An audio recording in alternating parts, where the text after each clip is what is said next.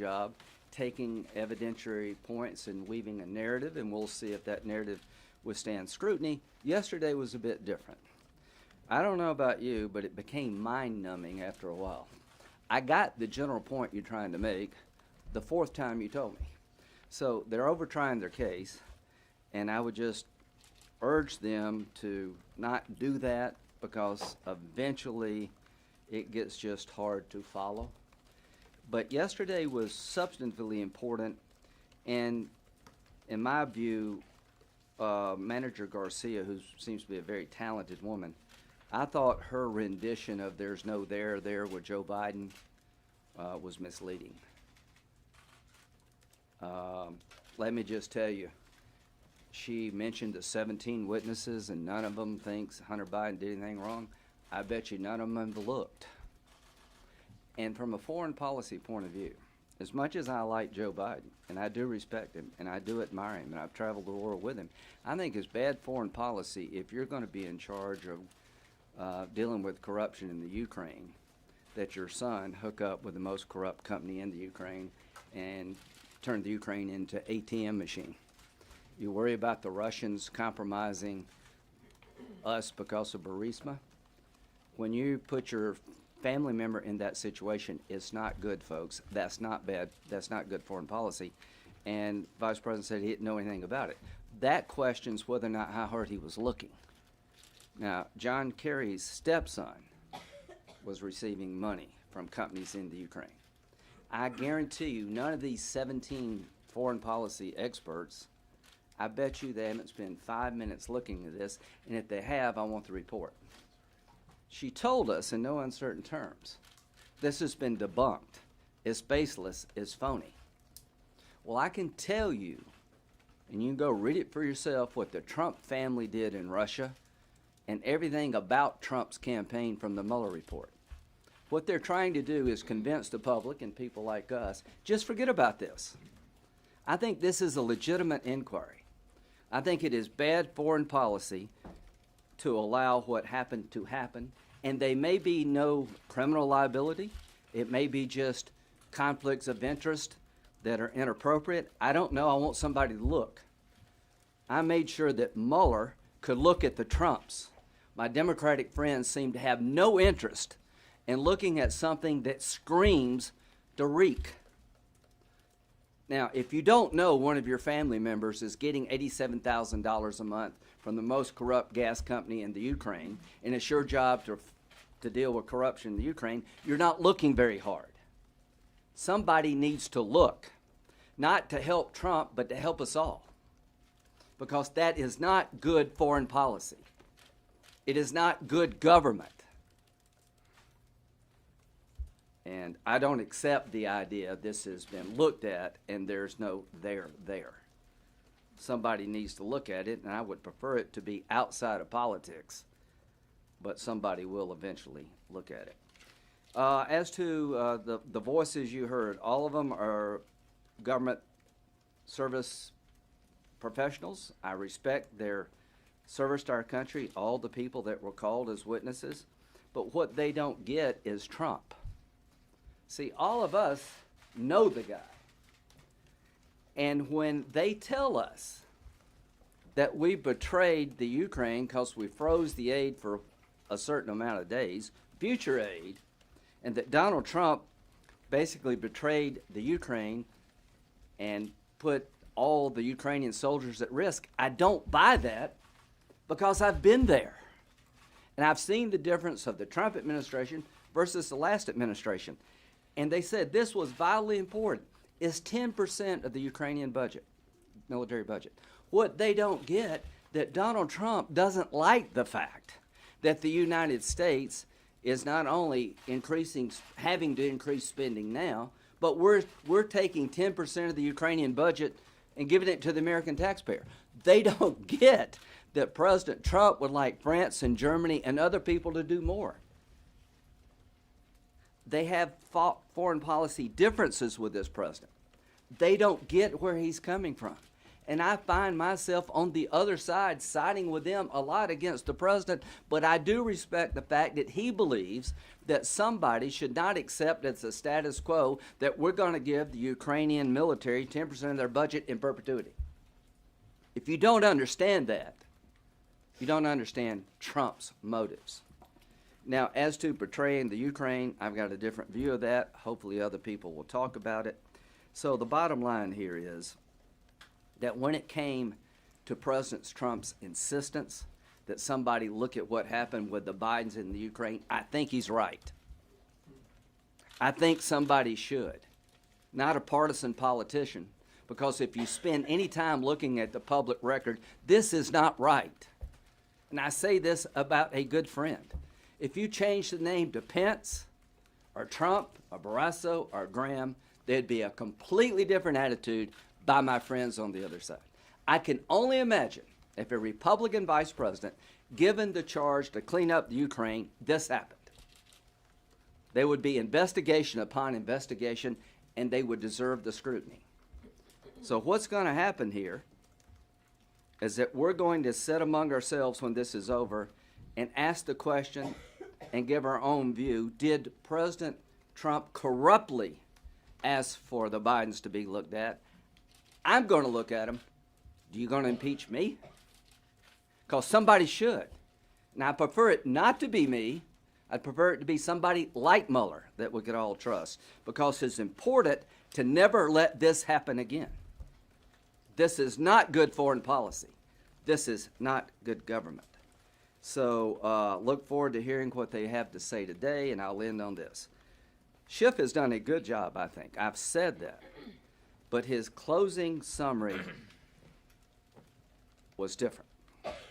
He told me that I have to get rid of this president now because I can't trust him to do what's best for the country, because he'll only do what's best for Donald Trump. That decision needs to be made by the voters, and here's how I'm going to make that decision. I trust Donald Trump to do what's best for the country. We'll have a chance to talk about what he's done for you and your family, and the idea that a politician says he can't serve anymore because he's been so self-centered. I find that to ring hollow. And as to Mr. Schiff's discussion about why we need to remove the president, I think you saw in there some animosity toward this president that needs to be resolved at the ballot box, not in the court of impeachment. Well, before getting to the issue of the trial, which we're engaged in the Senate right now, let me just, as a doctor, take a couple of seconds to talk about the Wuhan virus and the concerns that have spread around the country, as there have been 2 documented cases now in the United States. We've just had a bipartisan briefing from the National Institute of Health and from experts in this policy area. What we know is that they've shut down the airport and restricted the area where the virus was first identified. And as a doctor, what you want to do is identify, diagnose, contain, and prevent additional spread. You want to do that by limiting the number of people that are coming to the United States who may be at risk of bringing that disease. And in a number of airports, they're doing checks on that because one of the first symptoms is fever. What we know of the people that are here already that have been diagnosed is that they have been to that region, and it sounds like the incubation time could be up to 14 days. So in terms of what we would do, since they're the symptoms of the flu, and there's a lot of flu going around, this is a virus that is a respiratory transmitted virus. Coughing, sneezing are ways that it's transmitted. Certainly, you want to cover yourself if you're doing any of those things. If you have a Additionally, wash your hands. If you're sick, stay home. If your kids are sick, don't send them to school, because we certainly don't want transmission from person to person to person. This is an evolving disease and virus similar to the SARS virus that we've had previously, and I just ask people to take the appropriate precautions. Now, with regard to the impeachment and Adam Schiff's closing argument last night about President Trump not doing what's best for the American people, only doing what's best for him. Since he's come to office, we have 7 million new jobs in America. Yesterday, the new numbers came out on consumer confidence, the highest they've been in this country in 20 years. The amount of wages have gone up. people better jobs, better opportunities, the country is much better. And I would say let the voters decide. What we've heard from Adam Schiff is he doesn't trust the voters. He didn't trust them in 2016 and doesn't trust them in 2020, which is why he doesn't want to just eliminate and remove President Trump from office. He also wants to remove him from the ballot in 2020. And you're going to ask 4 Democrat senators who are still running for president to vote on that. To me, that is a conflict of interest on their parts. With regard to the trial, and Lindsey talked about what we have heard so far, Lindsey was one of the managers back in the Clinton impeachment trial. They were given 24 hours. They used fewer hours than the Democrats have used up till today. And now they're going to go with another full day of arguments about this. It seems to me their case is weaker today than it was yesterday. They're so little brought out that kind of every hour and a half bring out the same thing. They've rushed it through the House, and now they say we want witnesses because we didn't have time in the House. We're going to, after the president's defense gets to present their case tomorrow and then Monday and Tuesday, we're going to have 16 hours for questioning. And then we're going to have a vote in the Senate. Do we need more information, or have we heard enough so we can go to final judgment? We have heard plenty. The managers for the Democrats have said there's overwhelming evidence. There's a mountain of evidence. They said it's rock solid evidence. They shouldn't need any more information to make a final decision. Now we're happy to take your questions. Senator Graham? Senator Graham. Senator Graham, sir. You'll be next. Sir, regarding the foreign policy interest you spoke of earlier, what legitimate foreign policy interest could be served by having the president of Ukraine go on CNN and announce an investigation into one of the president's political rivals without any follow-up requirement that he conduct that investigation? So what's the legitimate Here's interest what of I the think. announcement, sir? Here's what I don't buy. That if you're running if you're former vice president and you were in charge of the Ukraine, nobody can ask you about what you did because you're running for president in 2020. What Trump is frustrated with, including me, is that nobody in your business has spent 15 minutes telling us about what Hunter Biden did and is it good foreign policy. He's frustrated because he believes there's a double standard. So here's what I think is good foreign policy.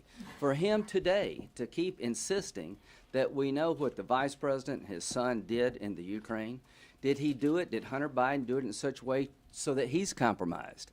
So I just don't buy the idea that it's wrong for the president to insist that the Ukrainians cooperate with us on an investigation. And I would say this, 3 Democratic senators, Leahy, Menendez, and Durbin, wrote a letter to the Ukrainian prosecutor general saying that if you don't cooperate with the Mueller investigation, if you do not assist Mueller to find out what Trump may have done regarding the 2016 election, then we may Respectfully, Senator, Yeah. I just want to confirm what you're saying. You're saying that it is okay for the president to ask that the president of a foreign country make an announcement about investigating an American who might be running against him because he thinks the media is unfair. So I think the president believes that there's a double standard.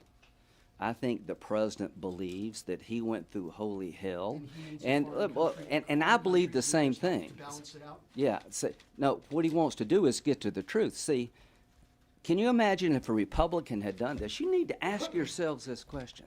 As an institution, as the media, as an institution, would you not have people on the ground wanting to know what Mike Pence's son did when he contacted the State Department the day they raided the Burisma's president's home? The president is frustrated, and I am frustrated that we live in a country where only one side gets looked at. And I am telling you now that I am going to look at this if nobody else does. And that doesn't make me a Russian agent. Senator Graham. Senator? You talked about the House managers over-trying the case. How much or how little do you think the president's lawyers need to do to make sure he gets acquitted? About the 4th time you tell me the same thing is twice too much. So here's what the president's lawyers, I think, should be doing if I were them. I would go to the argument very quickly, did Donald Trump betray the United States interest by withholding the aid for a period of time? Did he have a corrupt motive when he says somebody should look at the Bidens and what they did in the Ukraine today? He's not asking for the Ukrainians to investigate all of his political opponents. He's asking somebody to look at the former vice president who is chosen to run for president, who allowed his son to be a member of the most corrupt company in the Ukraine, receive $3 million, and expect nobody to ask questions about that. That's what he's asking for. I think that's bad foreign policy. I think if a Republican had done this, there would be no debate anywhere in the country that somebody should look at how did this happen, and if you didn't know your son was doing this, how seriously were you looking at corruption? So, Senator, wait, it sounds like you're suggesting that the White House attorneys should make the Bidens' I think they history in Ukraine part of their defense of the president? Here's what I think. I think they should tear apart the narrative presented by the House managers. This has been debunked.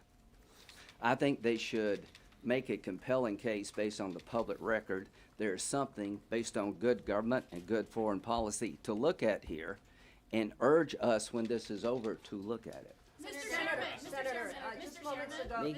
yes, Yeah, Senator okay. Graham, just moments ago, Senator Kirsten Gillibrand said, you don't get to bury your head in the sand and then complain it's dark. She is calling you all hypocritical for complaining about the repetitive, you said mind-numbing, nature of the Democrats' testimony so far, and yet at the same time voting against additional witnesses and documents.